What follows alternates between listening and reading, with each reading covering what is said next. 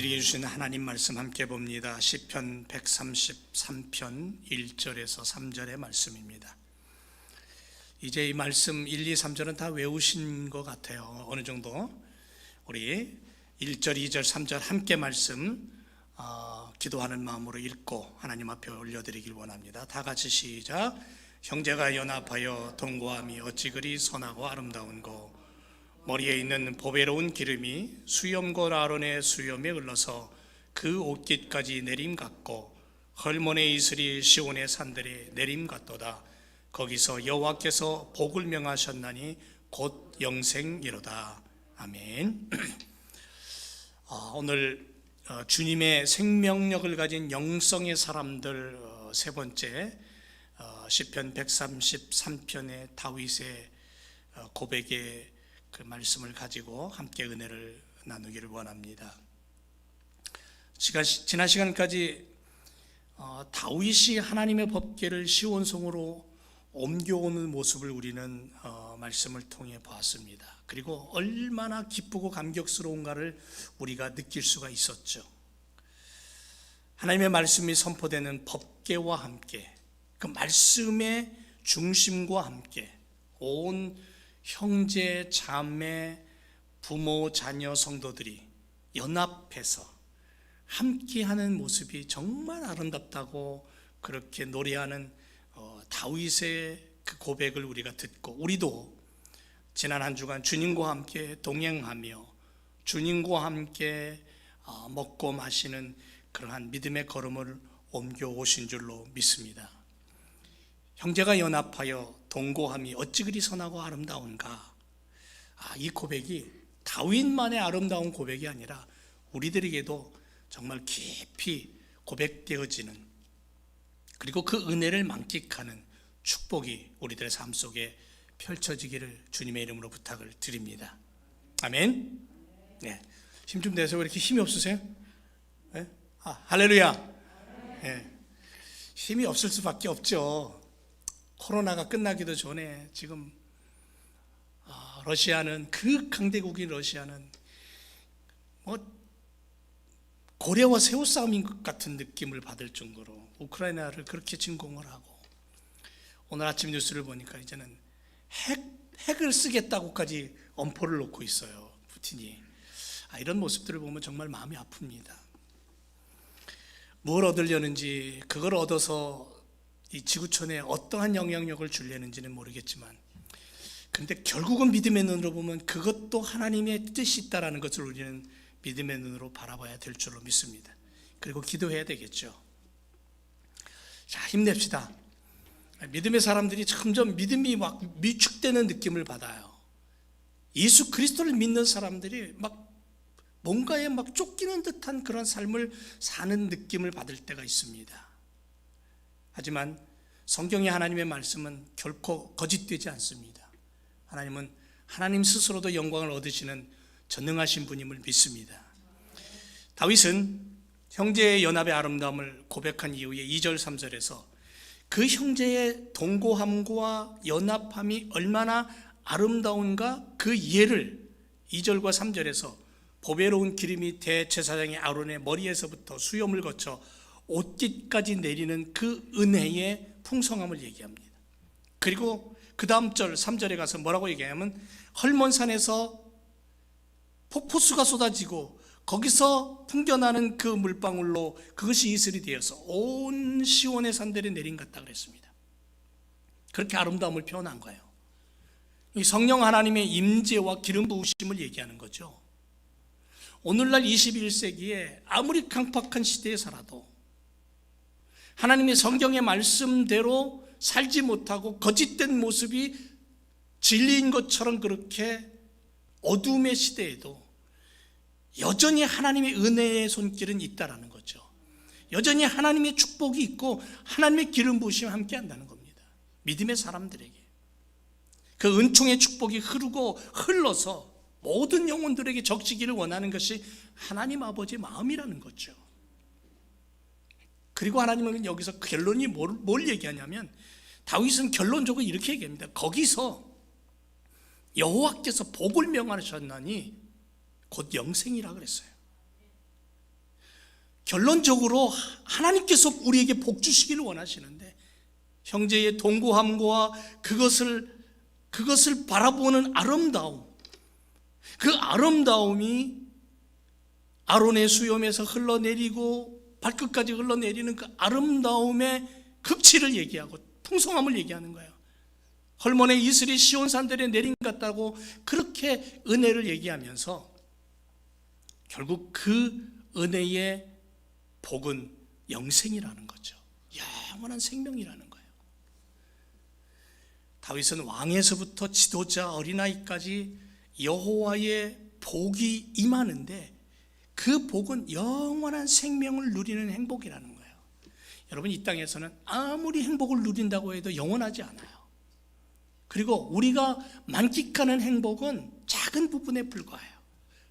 어쩌면 하늘나라에서 받는 그 행복의 부스러기에 불과한 거예요. 우리는 그 부스러기라도 이 땅에서 누리면 좋겠어요. 그런데 그것마저도 누리기가 참 버겁잖아요. 너무너무 이 땅에서의 삶이 우리가 누릴 수 있는 행복이 너무 많은데도 못 누리고 살아가요. 강팍해요. 오늘도 우리는 하나님 아버지께서 주시는 그 영생의 복, 그게 내 안에 가득 담기면 우리는 정말 하나님의 축복 안에서 누릴 수 있는 삶을 마음껏 누리고 살아가게 될 줄로 믿습니다. 믿음의 사람들은 주님을 닮아가는 자세로 하루를 시작합니다. 주님을 본받아 살고 주님의 뜻을 드러내기를 소망하며 걸음을 옮기고 살아갑니다.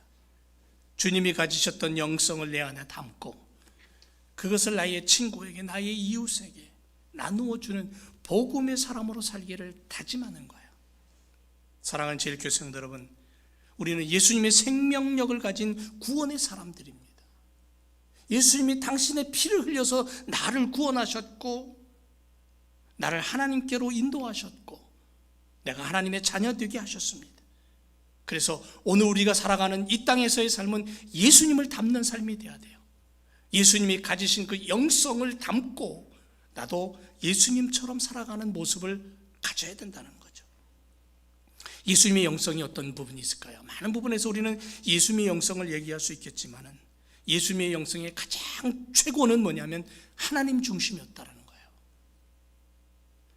예수님의 영성의 가장 첫 번째는 하나님 중심의 영성. 다윗이 그렇게도 원했던 하나님 중심의 삶. 여러분, 예수님 전생에 오로지 집중했던 게 뭐냐면 하나님이었어요. 예수님의 모든 관심, 생각, 예수님의 입에서 허락되는 말씀, 예수님의 행동의 모든 초점 전적으로 만유의 창조주 하나님 아버지, 섭리자이시고 인도자이시고 오직 하나님 아버지께 집중되어서 살았던 예수님의 모습을 발견합니다.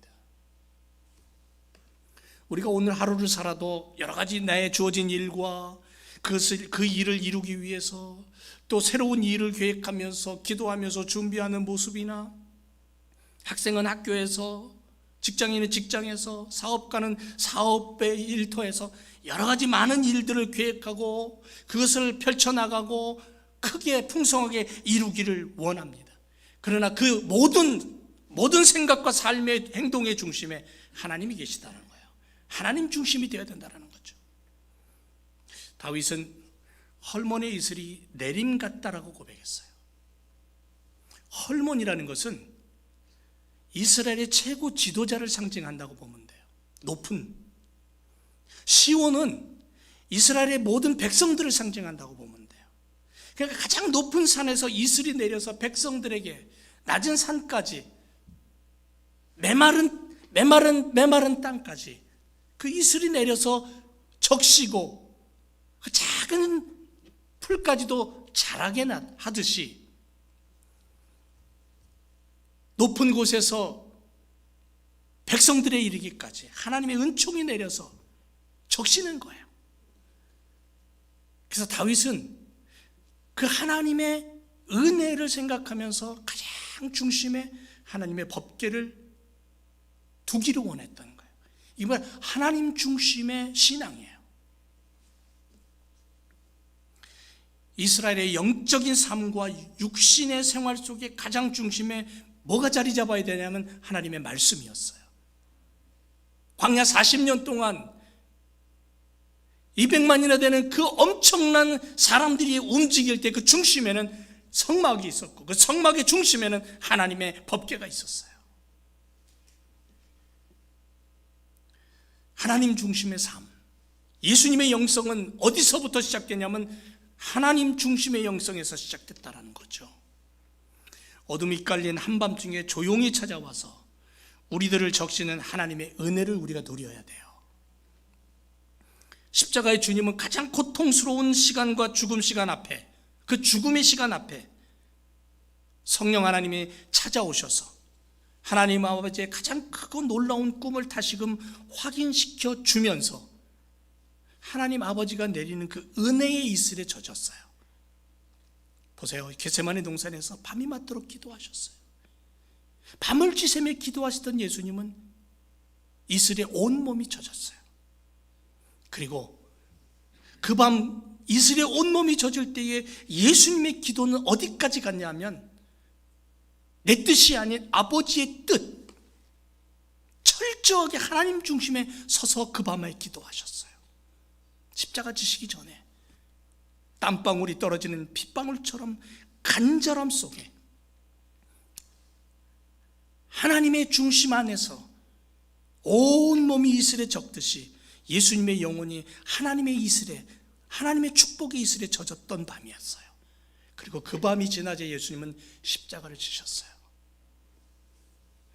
하나님의 자녀들의 고난과 핍박 앞에 성령님 오셔요.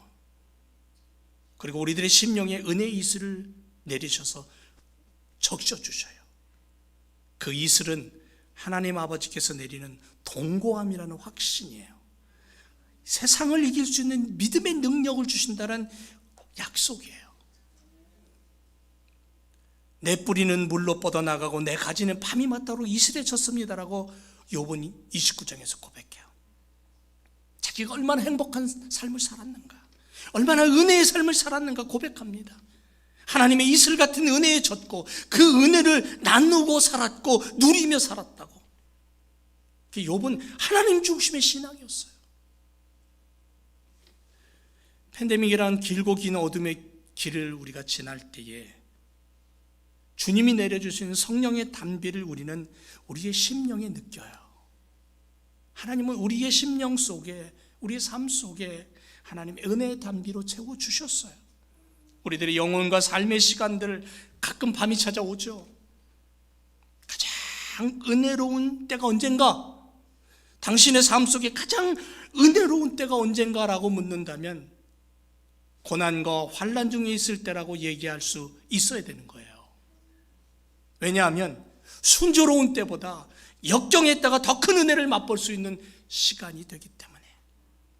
여러분, 십자가를 지시던 주님, 그 시간에 가장 깊이 하나님 중심으로 파고들었던 시간이었어요. 마치 배가 고프면 고플수록 반찬이 몇 개 없어도 밥맛이 좋듯이, 목이 가라면 가랄수록 물맛이 단맛인 것처럼, 꿀맛인 것처럼, 우리가 약함을 할 때에, 나의 약함을 고백할 때에 주의 강함을 체험하게 되고, 내 어리석음을 알 때에 주의 지혜가 얼마나 놀라운가를 내가 다시 한번 고백할 수 있는 시간이라는 거예요. 여러분, 우리의 마음에 주변 것들로 인하여 흔들리고 힘들어할 때에 주님의 위로가 깊은 밤 어느새 다가와서 우리의 영혼을 촉촉히 적시고 하나님 아버지의 품 안에서 그 따스함을 느낄 수 있는 은혜의 신앙의 경험을 우리는 해야 될 거예요. 그런 은혜가 있으면 흔들리지 않아요. 다니엘은 사자굴에 던져져요. 굶주린 사자들이 당장에도 달라들어서 온몸을 찢고 뼈를 뜯어서 집어삼켜야 되는데 이미 주의 은혜로 사자의 입을 막고 계신 분이 하나님이셨어요. 다니엘의 세 친구는 풀물불 속에 던져져요. 쇠도 녹일 불 속에 머리털 하나도 상하지 않아요. 불 가운데 함께 있던 이슬 같은 하나님의 은혜가 거기 임해요. 네 번째 사람이 나타나잖아요.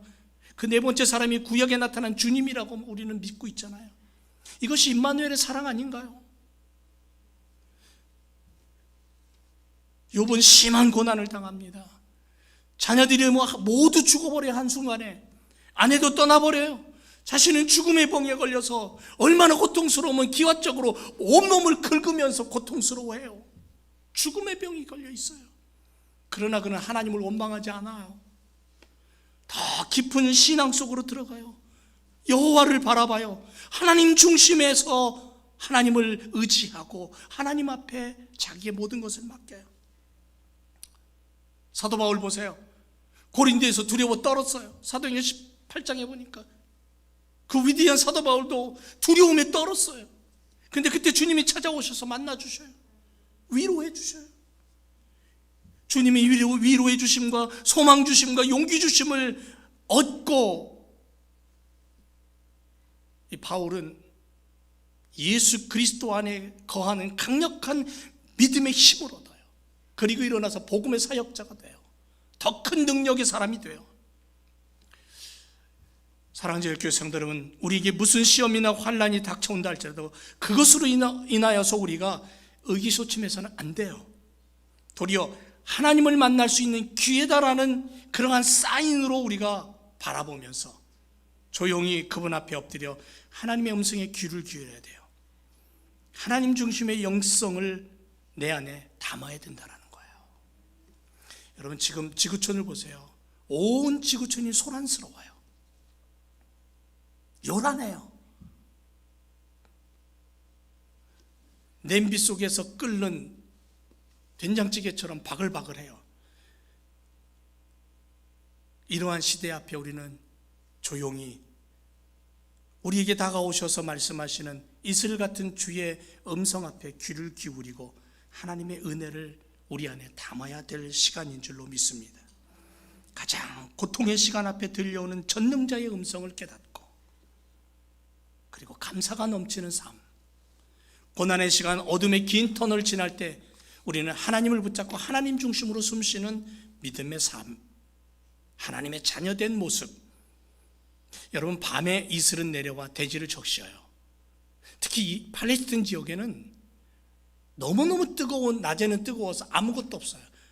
비도 잘 안 오는 곳이에요. 근데 밤에, 깊은 밤에 이슬이 내려서 그 이슬로 말미암아 작은 풀까지 먹고 살아요.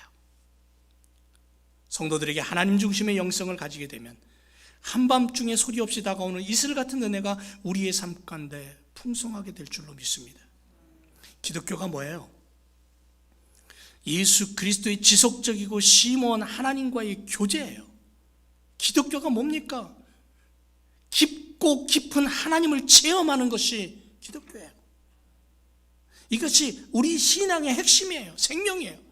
하나님 중심의 영성을 가지고 영혼 구원과 하나님 나라 건설을 위해서 걸음을 옮겨갈 때 주님처럼 이 시대 앞에, 주님처럼 십자가 앞에서 하나님 중심의 믿음을 가지고 말씀으로 무장해서 우리가 걸음을 옮길 때에 이 어두움의 세상 앞에 우리의 삶을 통해 하나님 영광이 드러나게 될 줄로 믿습니다.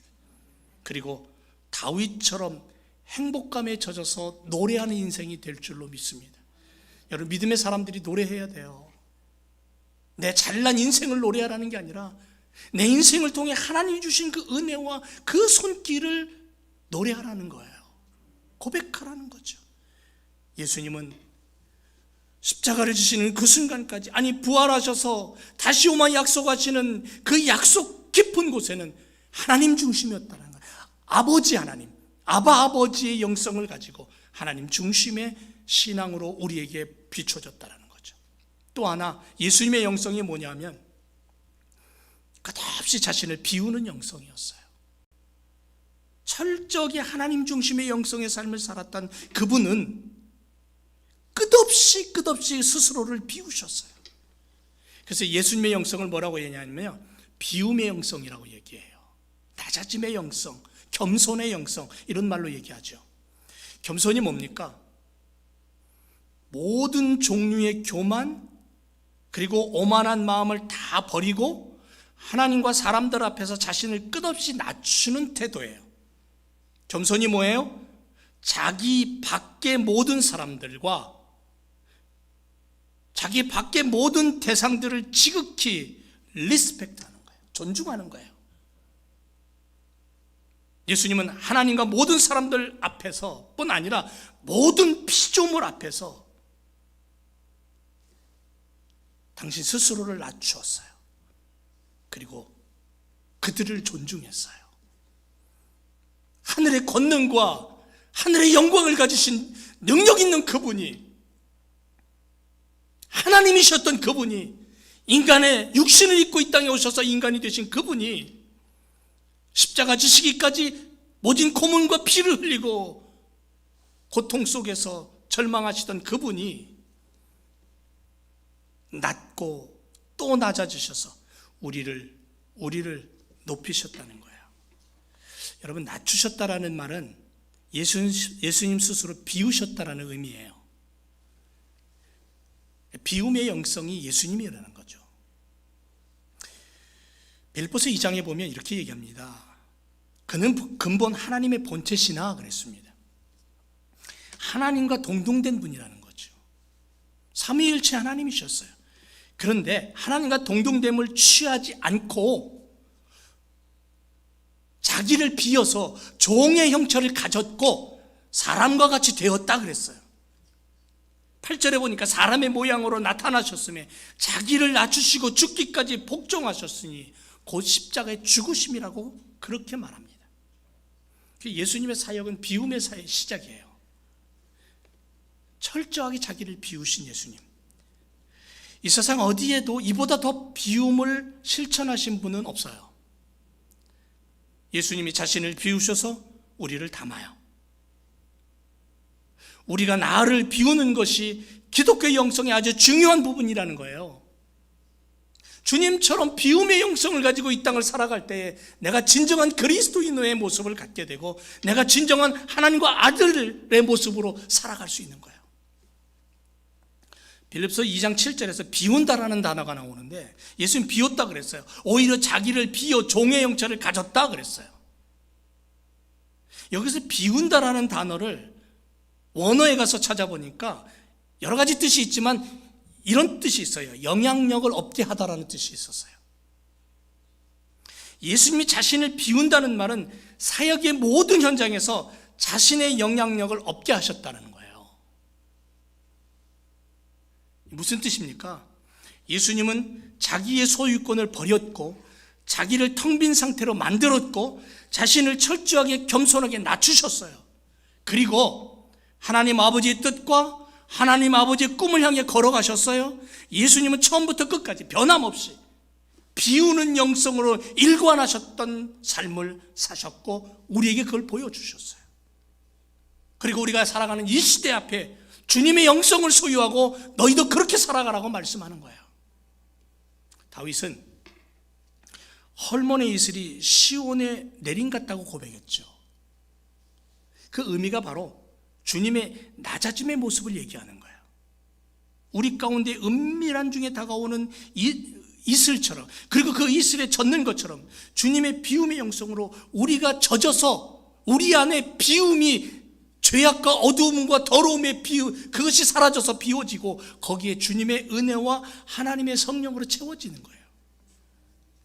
여름밤 바깥에서 놀다 보면은 나도 모르게 이슬이 와서 내 몸을 적셔요. 내 바지가랑이를 적시고요. 특별히 이스라엘 땅은 밤에 이슬이 내려서 그것이 얼마나 놀라운 축복인지 몰라요. 우리는 별로 느낌이 없지만 팔레스틴 땅에 사는 사람들에게 있어서 그 이슬은 생명이에요. 이 얘기는 다른 말로 얘기하면 우리의 신앙은 요란하지 않아야 된다는 거예요. 요란할 수 없다는 거예요. 진정한 믿음의 사람은 장바닥 돗대기 시장 같은 믿음이 아니라는 거예요. 은밀함을 아는 믿음의 소유자가 되어야 된다는 거죠. 때로는 불같은 신앙이 되어야 되고 때로는 성령의 충만함으로 능력이 나타나야 되겠지만 그러나 그것이 1년, 2년, 3년, 10년, 20년 지속될 수 없다라는 거죠. 그 불같은 신앙이 지속되기 위해서는 그 뒤에 받쳐주는 은밀함과 깊은 그러한 내공이 필요한 거예요. 그게 바로 이슬 같은 신앙이에요. 비움의 영성이라는 거예요. 예수님은 당신의 생애를 요란하게 만들지 않았어요. 조용하고 은밀하게 세상과 멀리 하셨어요. 사람을 의지하지 않으셨다 그랬어요. 성경에 보니까. 그렇다고 예수님이 은둔주의의 삶을 살았냐? 아니에요. 마태복음 12장 19절에 보니까 그가 다투지도 아니하고 들레지도 아니하리니 아무도 길에서 그 소리를 듣지 못한다라고 그렇게 말씀하고 있어요. 예수님의 모습이었어요. 그래서 세상에 계실 때 예수님은 모든 사람들의 이목을 끌 만한 경이로운 일들을 행하셔요. 죽은 자를 살리죠. 불치병을 고치죠. 오병이의 기적을 행합니다.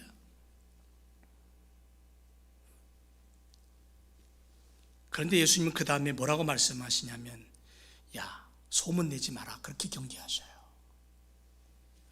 다만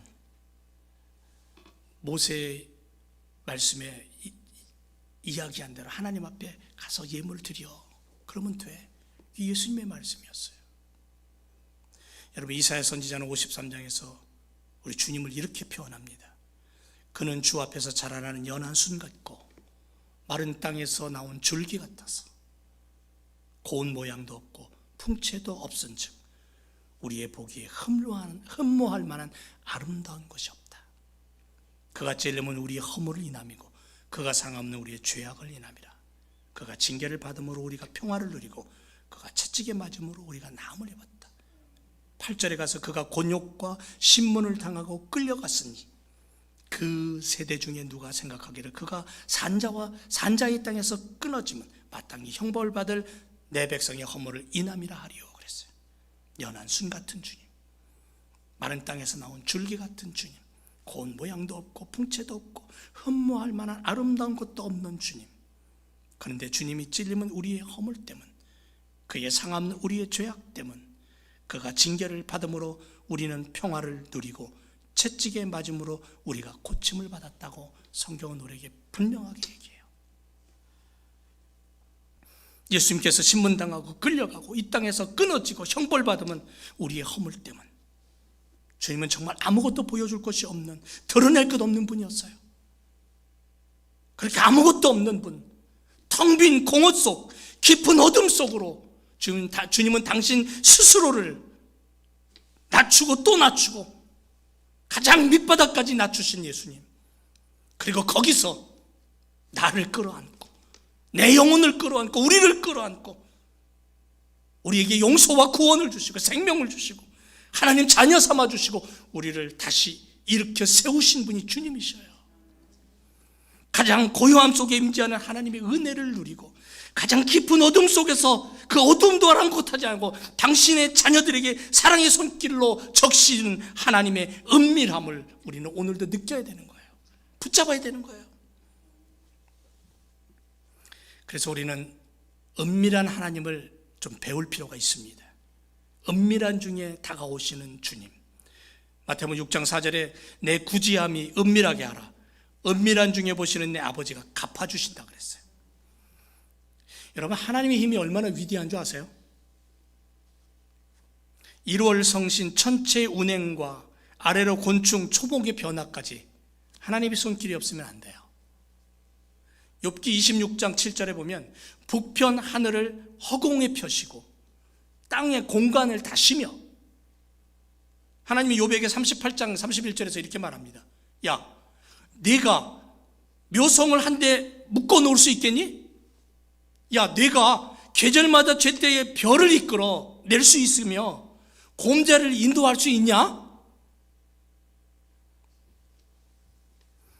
웅대한 대자연의 변화는 그 속에 영원하신 하나님의 은밀함과 세밀한 손길이 있기 때문에 가능한 거예요. 예수님은 권력자들이나 부자들 앞에 아첨하지 않으셨어요. 고아와 과부들, 가난한 자들을 위로하며 일하셨어요. 한 작은 마을에서 일하신 주님이셔요. 그러나 지금 전 세계를 움직이는 힘이 주님이셔요. 은밀하신 신비의 능력이 구원의 길로 우리를 이끄셨잖아요. 낮아지셔서 텅 빈 공허함까지 품으시고 비움의 영성이 가득 채워짐의 영성으로 바뀌는 그 주님을 우리가 붙잡을 때 우리도 주님처럼 그런 풍성함을 누리는 삶을 살게 될 줄로 믿습니다. 엘리야는 호렙산에서 하나님의 음성을 듣습니다. 바람이, 세찬 바람이 지나갈 때에, 지진이 일어날 때에, 무서운 불이 일어날 때에 그 안에 하나님 계시지 않았습니다. 그리고 그 다음에 들려오는 작고 조용한 소리, 세미한 음성 속에 엘리야는 하나님의 음성을 듣습니다. 하나님의 소리를 듣습니다. 하나님을 만납니다. 광야 40년을 지나는 출애굽한 이스라엘 백성들에게 출애굽기 16장에 보니까 만나를 먹게 해주십니다. 이 만나가 언제 내립니까? 밤에 내렸어요. 깊은 밤에 이슬과 같이 내렸다 그랬습니다. 이 만나는 예수님의 모형입니다. 광야 생활 중에 매일 적어도 200만 명이 먹을 만나가 내렸습니다. 양식이 내렸습니다. 이 귀한 양식은 강한 모래바람 속에 하나님 주시지 않았어요. 소나기와 함께 주시지 않았어요. 소리 없이 고요함 속에 은밀히 내리는 이슬과 함께 주셨다라는 거죠. 사랑하는 제 교성들 여러분, 아무도 신경 쓰지 않는 이른 아침의 이슬 때문에 초목이 먹고 자라듯이 우리의 영혼도 성령의 이슬에 젖어야 되고 거룩함의 이슬에 젖어야 되고, 그래서 내 영혼이 자라나는 것이 하나님의 은혜 안에서 자라나고 가장 낮은 자리까지 비우셨던 주님의 그 잔잔한 이슬 같은 영성을 내가 본받아서 내 안에 담고 살아갈 때 내가 믿음의 사람이 되고 내가 예수의 사람이 되는 거예요. 어지럽고 혼탁한 이 시대 앞에 예수님께 붙잡혀 사는 영성의 사람이 되시기를 주님의 이름으로 축원을 드립니다. 그렇다면 우리가 비워야 될 게 뭘까요? 성경은 우리에게 분명하게 요한 1서 2장 16절에 이렇게 말합니다. 육신의 정욕, 안목의 정욕, 이생의 자랑을 버려라. 이 시대 앞에, 여러분 21세기에 직면한 이 시대, 특히 시대 앞에 놓여있는 교회의 모습은 정말 어렵습니다.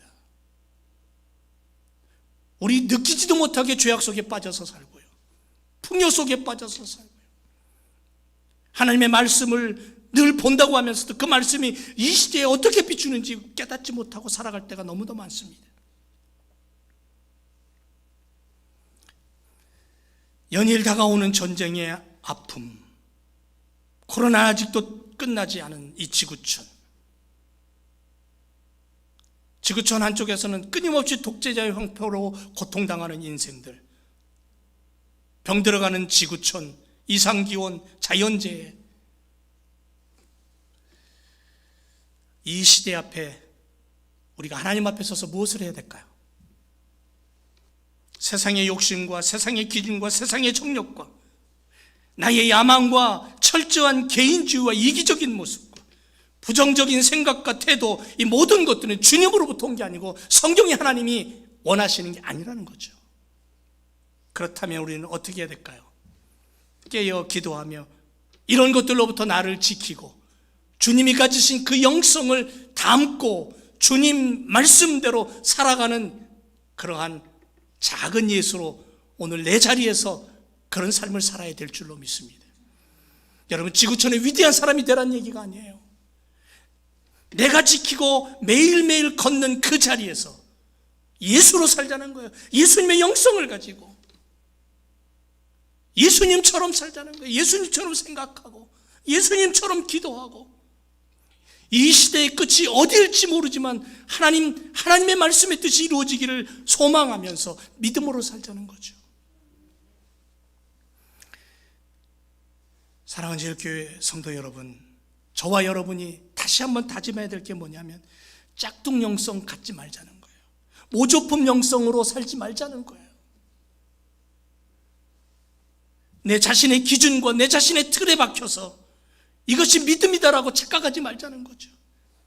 말씀의 기준에서, 하나님 중심의 믿음에서 예수 그리스도께서 우리에게 보여주신 그 삶의 기준을 가지고 철저하게 예수님이 하나님 앞에서 자신을 비우고 낮아지신 것처럼, 그리고 하나님이 주신 그 은혜의 이슬에 젖어 살면서 말씀으로 무장하여 하나님 나라를 세웠던 것처럼 비우는 영성의 사람, 하나님 중심의 영성의 사람, 그리고 늘 그 하나님과 함께 기도를 놓지 않고 시대를 읽을 수 있는 그러한 영안을 가진 믿음의 사람으로 오늘 우리가 하나님 앞에 설 때에 우리의 기도를 통해 하나님은 영광 받으시고 우리의 믿음을 통해 하나님 기뻐하실 줄로 믿습니다. 기도하겠습니다.